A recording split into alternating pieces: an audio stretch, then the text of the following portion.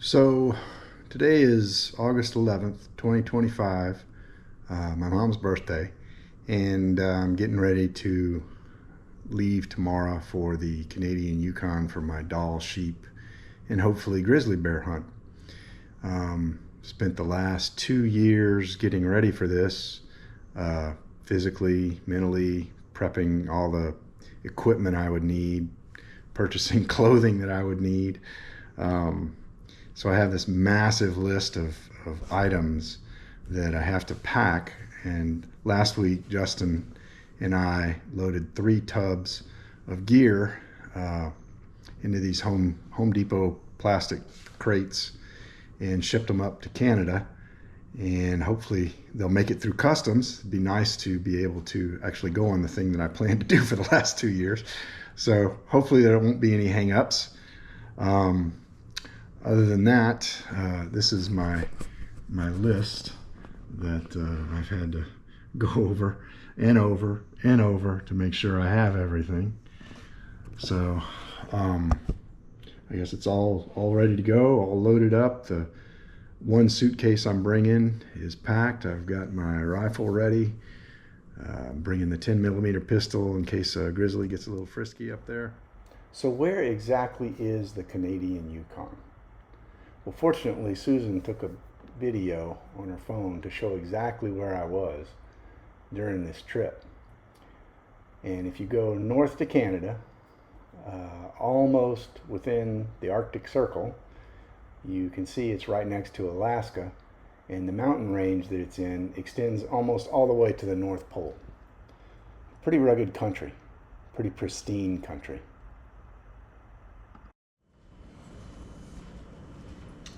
All right, so this is the pile of stuff I'm bringing with me on the plane. Justin offered to take me to the airport, thankfully. That meant I didn't have to leave my car there for 3 weeks. So that was great. Really appreciated it. And it's a long drive to DFW. It takes about an hour, so I just time-lapsed it just to give a taste, I guess, of what's to come. And on the way in, we had to stop at our little local post office to drop off a package for Susan. So made sure we got that out. And we're back on the road.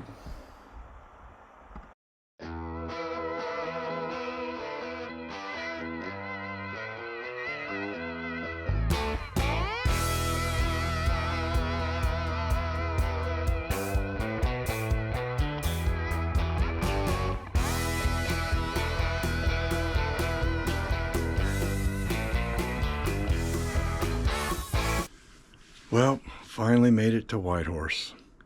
It's 1:11 in the morning on Wednesday, August 13th. Little problem in Vancouver with customs. Apparently you can't bring a bear pistol into Canada. Silly me, I thought if you were hunting bear you better have a pistol. But anyway, pick it up on the way out. But in the room, and I am going to bed. So it's day one. We're heading out to Burwash, if I'm pronouncing that right. And from there, we're going to take a plane to base camp. And all my gear is packed up and ready. And I'm afraid I might have a little too much gear.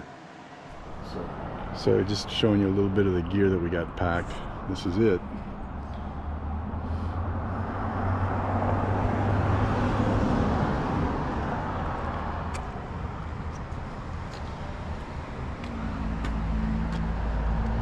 Some of this stuff is for their guides up on the mountain, and a lot of the stuff is mine.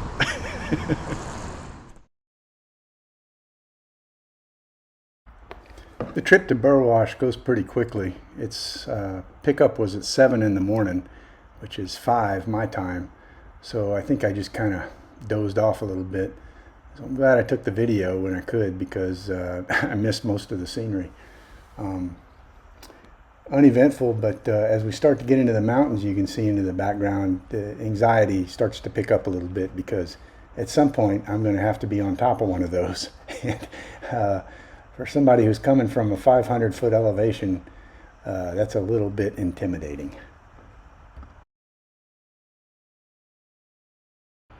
On some of the mountains, when you look up, you can see the glaciers up top that have been moving for a couple of thousand years. And they tell me that they've definitely noticed a retreat in the glaciers. They're smaller, they're shrinking, and they're melting a lot faster than they used to.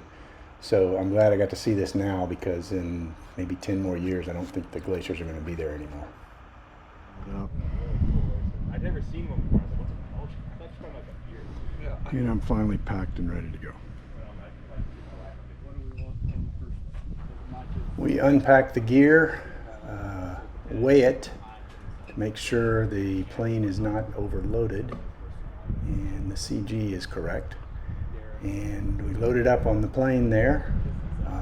Matt's gear, my gear, and various items for the guides.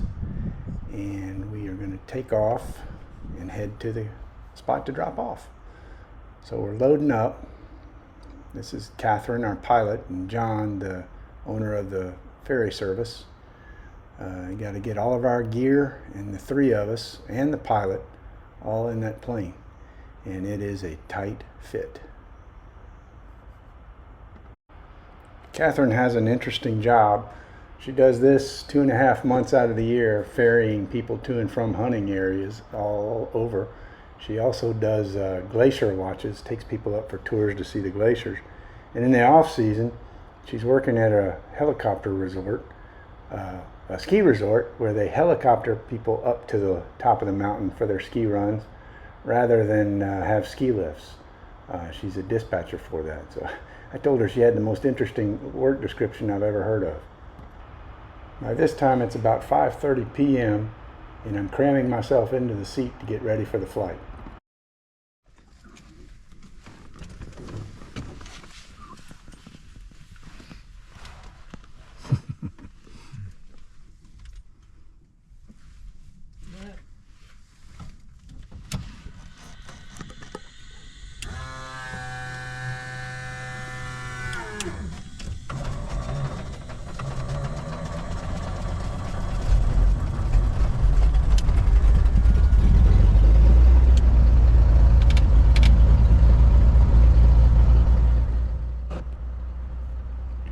I love flying, but I've never flown on a float plane before, so this is going to be very interesting because I've always wanted to do this. Turns out it's not as fun as it seems. But Catherine did a great job. After we taxied out of the river into the main area, we took off quickly, got up on step, and got into the air, and you can see it's some pretty amazing country from the air. It's very beautiful. And we come in for our landing, smooth as glass on the water. We pull up to the beach where Anton and Tyler have been camping, and I get my gear out as it starts to rain for the next 3 days. And there goes my ride for 2 weeks.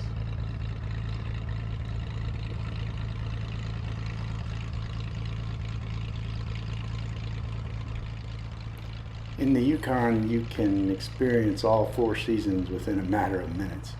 So you have to have rain gear, summer gear, and winter gear ready to go at a moment's notice.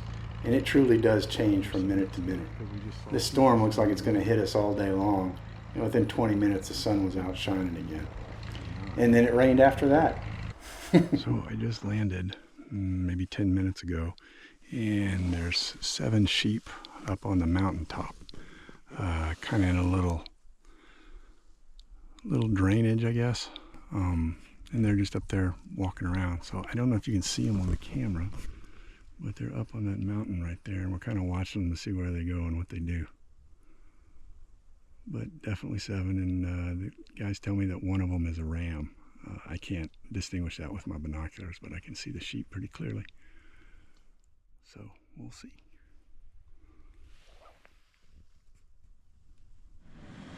So it's 10 o'clock at night, which is kind of a joke because it's still daylight, as you can see. But it's time to go to bed, so I'm gonna try and get some sleep. Try. First day in the books, saw 7 sheep, but didn't get close enough to them to tell. There's one ram, but couldn't tell how old he was, so we will chase him down tomorrow and find him again. Well, survived the first night, but woke up to a rather cloudy, rainy, overcast day. Not sure how far we're going to make it up because the clouds have kind of socked in over the top of the mountain.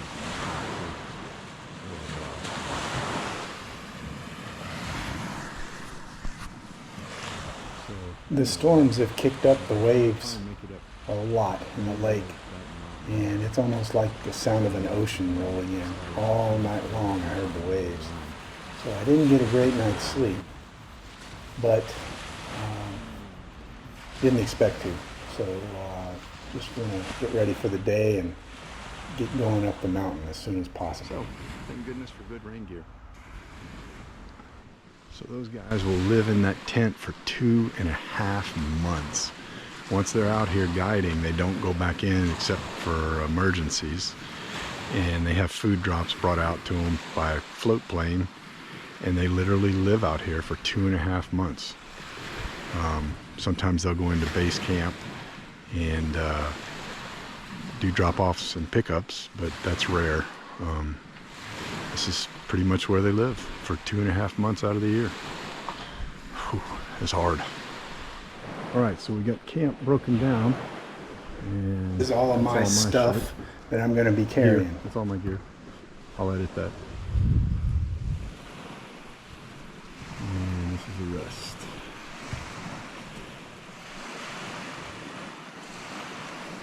Really got a heavy pack, so wondering how I'm gonna do. We'll see.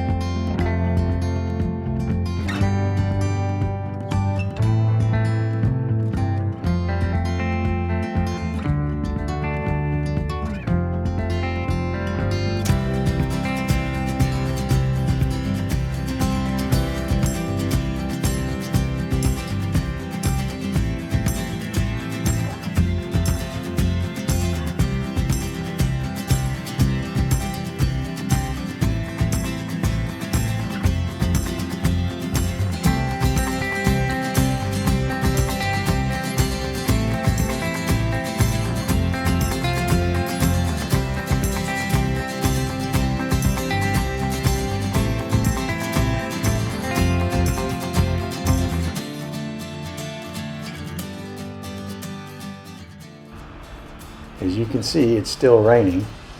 Not heavy, but just enough to let you know it's still raining.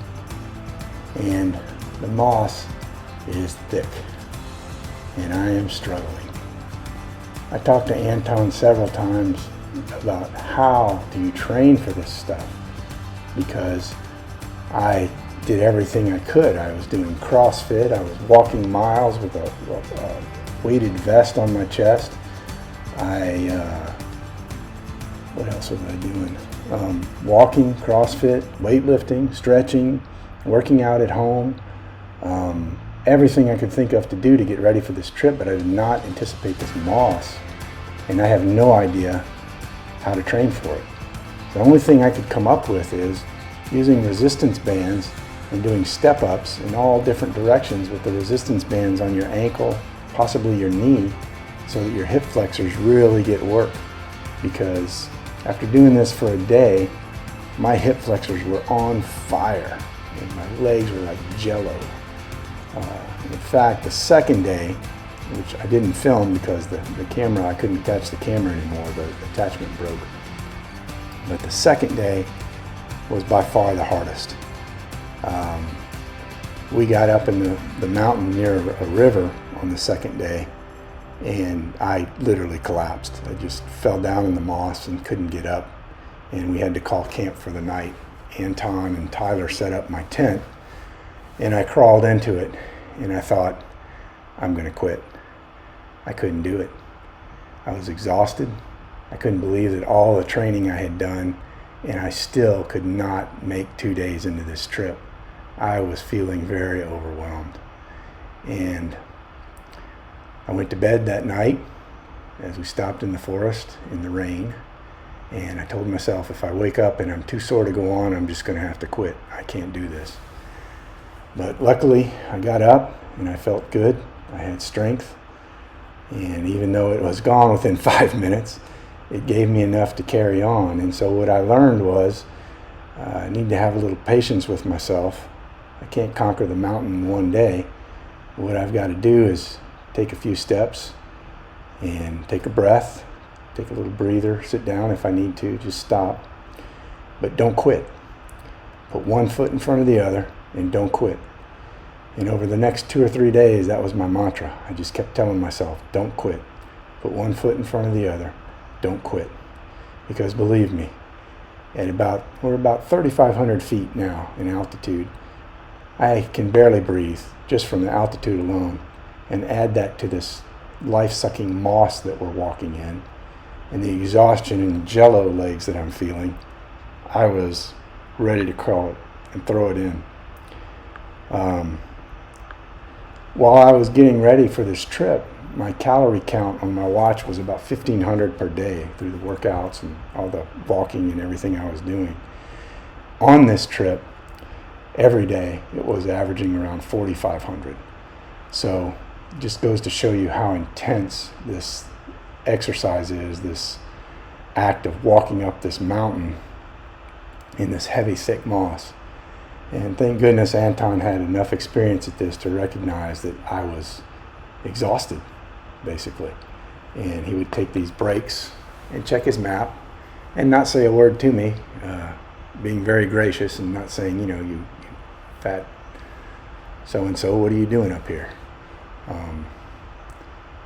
But I luckily hung with it. I made it through the quicksand of the moss and came out on the other side. But as you can tell, it is very, very difficult. If you ever plan to do a trip like this, I would say make sure that your hip flexors are in great shape and your thighs are as strong as can be. I think the next time, if I go up into this area again, the next time I will train by cycling a lot more and building my thighs. This was just a very difficult part of the trip for me. And the moss never went away. Even when we were up on the sheep, there was still walking through the moss, but it was more clumps, and you had to be careful about twisting your ankle or turning your knee. This stuff just sucks the life out of you. Every single step you sink down and you have to pick your foot up. Lots of breaks. And in fact, I think we made it a little over a mile in 6 hours because of this. It is uphill, but this moss is just, it's unbelievably difficult.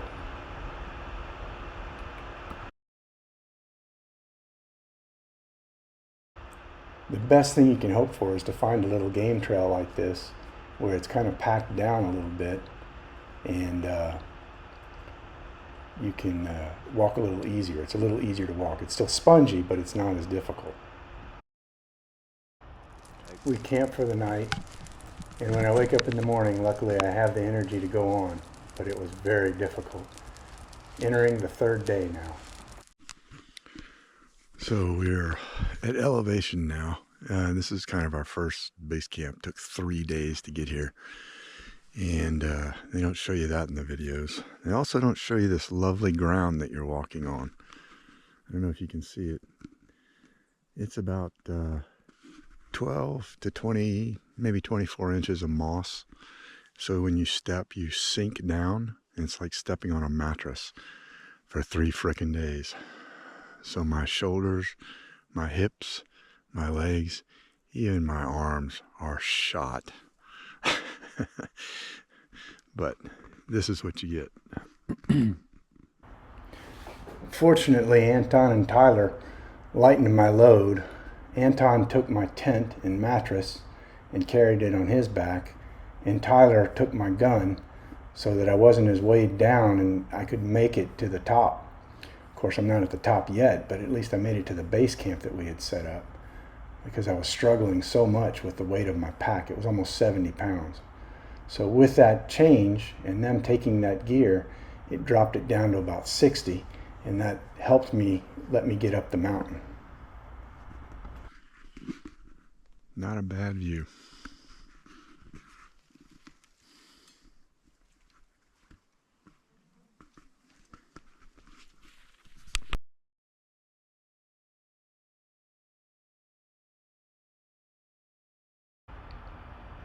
That day we climbed up to a promontory to have a look around. It gave us a view of almost 360 degrees to try and figure out where those sheep went that we saw the first day.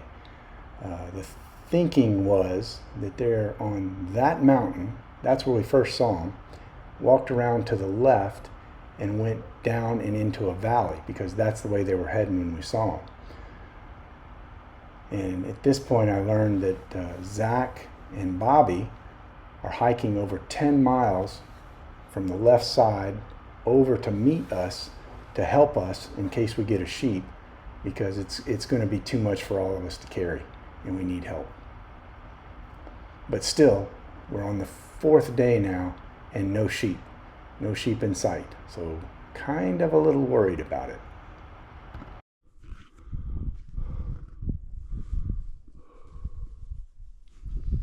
We're starting to get high enough you can see the tops of those cliffs there. Okay. Right there. So that's where we believe the sheep have gone, in the direction Tyler was just pointing. And we're sitting here trying to figure out a plan, maybe just checking just before we go over there to see that they're not there, they're not somewhere else. And at the same time, that's Anton pointing in the direction where we think the sheep are coming. Bobby and Zach are coming from that direction. So we're hoping they meet up with us sometime today on this promontory, so it's easier for them to find us.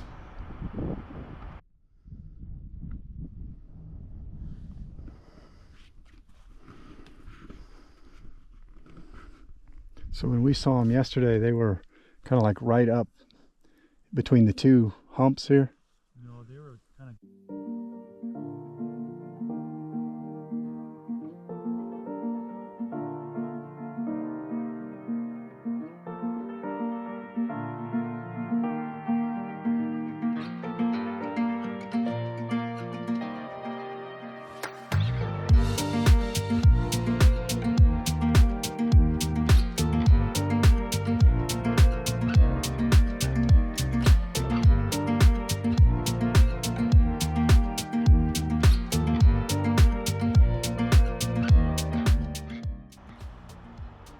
While I'm glassing, I have time to think about all of the exercise and weight loss I went through in the past couple of years. I thought I was in shape. Hell, I am in shape. But this trip is beyond anything I could have anticipated. The combination of the altitude, walking on the moss, and the pack on my back is a bad combination that just saps my strength and drains my energy. There's just no way to train for the moss, and it never stops. No breaks from it no matter where you turn, until you find a promontory that the sheep have stomped down. And then you have to sit and lay in sheep poop for a while to be comfortable.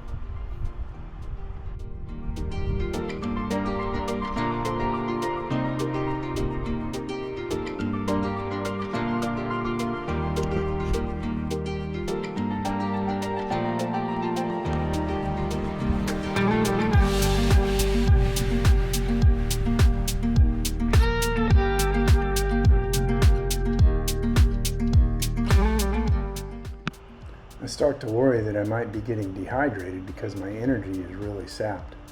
Luckily, I've brought Gatorade powder to mix in with water, and I drink it at every opportunity I get. Doubts are starting to fill my mind, and their voices are getting harder to put behind me and ignore. I spend the afternoon glassing, thinking about walking in the moss, listening to the wind through the grass, and willing myself to punch holes into every doubt. Am I too old for this? Will my stomach be better tomorrow? Are the blisters going to get worse? And will I wake up with legs that are too sore to move much? What happens if I get dehydrated and cannot go on? Will I get stuck here? I push the voices back by centering and reminding myself that this is about the adventure, not the harvesting of the animal. I wanted a physical challenge when I turned 60, and this was my choice. So I can decide to enjoy the experience even with stomach cramps and a puckering sensation the whole time, or not, but I damn sure am not going to give up.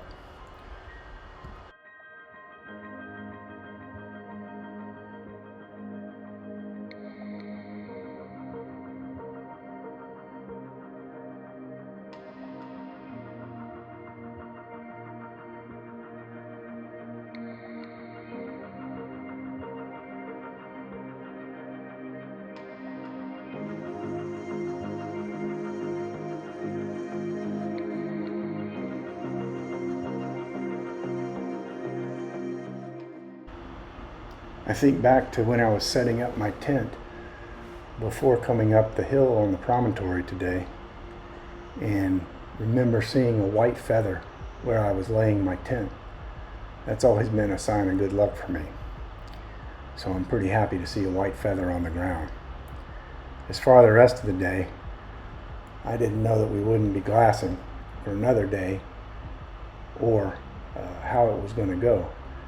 But I was able to make it through today, one foot in front of the other, and don't quit.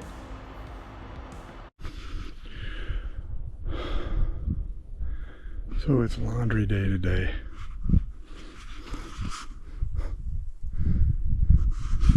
Making sure everything gets dried out because it's been raining so much. And that first knoll up there, way up there, just below the mountaintop is where we were. The altitude is starting to get to me. We're now at about 4,500 feet in elevation, and I'm having trouble catching my breath even doing simple tasks. We're gonna have dinner. They're getting that ready, and bedtime. Long day. This is day 4, 2, 3. Day 4, and no ram yet. The decision is made to hike up to the top of the mountain to glass over both valleys. It's the mountain to our left from our camp. Bobby offers to take my pack. I'm so exhausted I let him, and we hike up to the top of the mountain, moving our entire camp up to the top of the left mountain. As we near the top of the left-hand mountain with all of our gear and tents, we turn around and see sheep where we just came from on the other mountain. We ate lunch and quickly decided to hustle down, open a tent, and put all of our gear into it, and then try to get up to the sheep where they were close enough to where we could determine whether there were any legal rams and whether or not it was possible to take a shot. We've just gone 1.3 miles up the mountain and are having to reverse and now go back down that 1.3 miles and up another 1.3 to the other side of the mountain where the sheep are. We quickly hike down the mountain, pitch a tent, throw our gear in, and start climbing the other mountain on the other side. At this time it gets to be about 5 o'clock p.m. and we know that time is limited, so we're not sure if a shot is possible. But once we get up close to the rams, we realize there is a legal ram in the group, and the decision is made to make the stalk and try to get a shot. It's now or never. We race up, we get into a depression bowl where the sheep can't see us, and I get my gun set up, and I go to range the distance, and my rangefinder isn't working. I panic. I realize that the rangefinder is not the problem, it's the bushes right in front of me. So I quickly stand up, take the distance, and get ready for the shot. I put in my elevation, I adjust for the wind, and I quickly make a shot with an instant kill. The PRC did the job. Just before the shot, I think to myself, this is a $50,000 shot I'm about to make. I cannot miss. I zoom the scope into the ram to make sure I can clearly see the hash marks in the scope for the wind hold, and unfortunately I overdo it. I won't be able to see the shot to make a correction if necessary, but there's no time. The ram turns his head slightly, looking like he is moving in the direction of the path of the other side of the mountain, and I fire. I warned both Tyler and Anton to plug their ears, and they did, but like an idiot I forgot to put my hearing protection in before the shot. The muzzle blast blows Anton's hair back, and he has a surprised look of shock at the power of the muzzle blast. I see the legs of the ram fold, and I know he's on the ground. The unstable shooting position and zoomed-in scope only let me see the ram's legs after the recoil of the shot. They're folded on the ground, and he's not moving, so I know he's down, but I cannot see if I need to send a second shot in case he's struggling. Bobby and Zach see it all from their vantage point on the other mountain. Later, I learned from Bobby that an eagle was circling over us when I took the shot. I also saw a white feather as I stepped into the bowl depression where we set up to make the shot. I get the scope back on him, and at the same time I verify that he's not trying to get up or struggling. There's no need for a follow-up shot. He's down and not moving. Tyler is yelling, "You dumped him, you dumped him." Anton is yelling, "Yeah, you did it," and hugging me, and it begins to sink in. I have successfully hunted the Dall sheep. One of, if not the most physically demanding hunts anyone could experience. And I did it at 62 years old, just like I had been training and working towards for the last 2 years. All that effort comes back in my mind, and it becomes very emotional, as you can see after the shot's taken and as we're walking up on the ram. I'm thinking about everything I went through over the last 2 years to get in shape, lose weight, surgeries, tendonitis, all the things I went through to get to this point as I'm walking up on the ram, and the emotion floods through me. At the same time, I want to be respectful that I've taken a life of this magnificent animal, and the mood is somber. While I am happy, at the same time there's a bittersweet sadness that goes with it.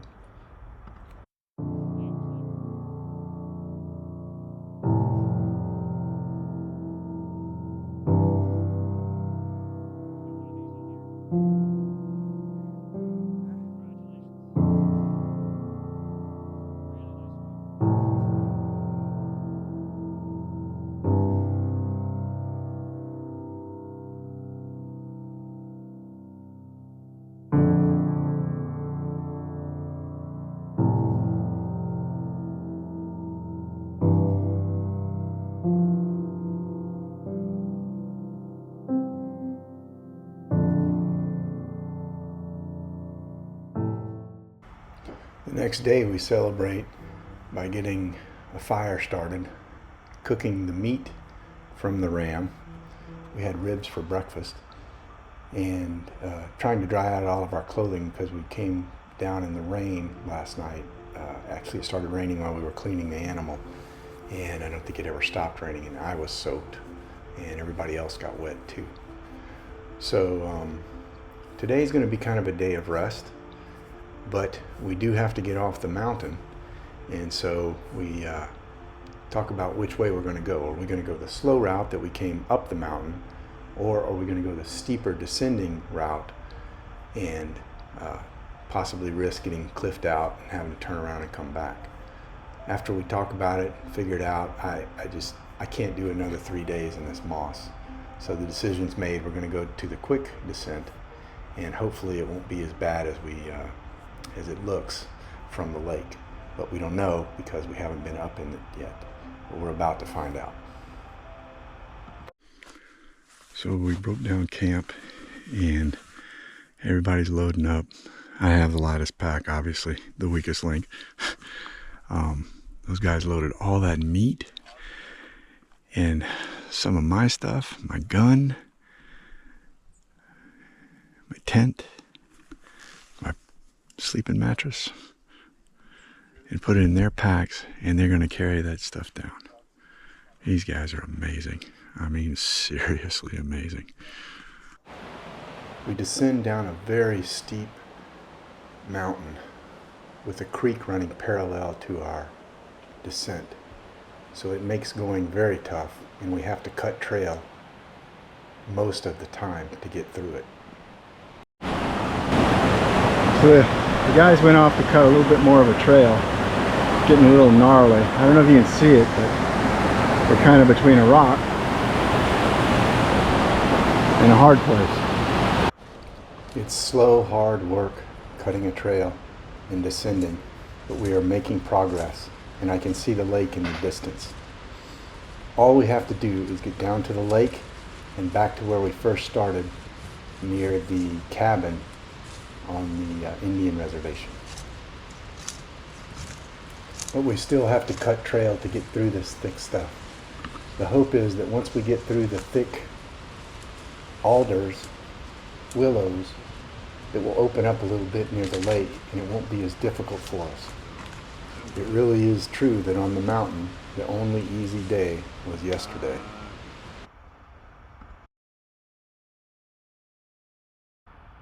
After what seems like an eternity, but was probably about 4 to 6 hours, we finally get to the lake and can see the cabin in the distance.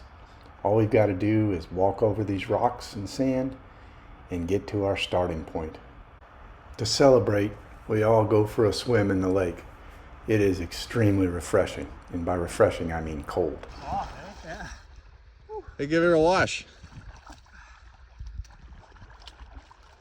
Giving their sheep a wash. Give it a wash.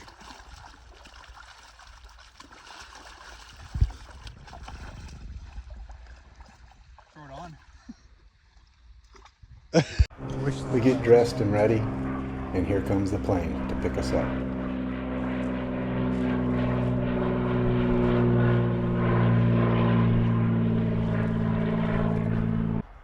We pack up the plane with all of our gear, and it takes 2 trips, but we make it back to base camp, where I'll spend the next few days. We have a celebration, I get into my cabin, and I go to sleep. Over the next couple of days, we take horses out to go glass a mountain looking for grizzly bear. Never saw a bear, but we did follow a wolf one day for about 3 hours.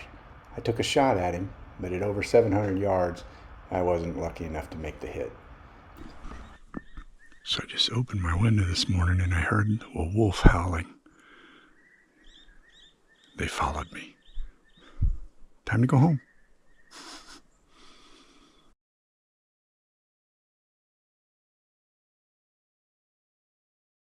Can you guess the first thing I purchased when I got back to civilization? Oh yeah. Went over a lot of the pictures yesterday and just really felt that deep sense of accomplishment, but it's also a little bittersweet leaving because it is so beautiful and pristine up here.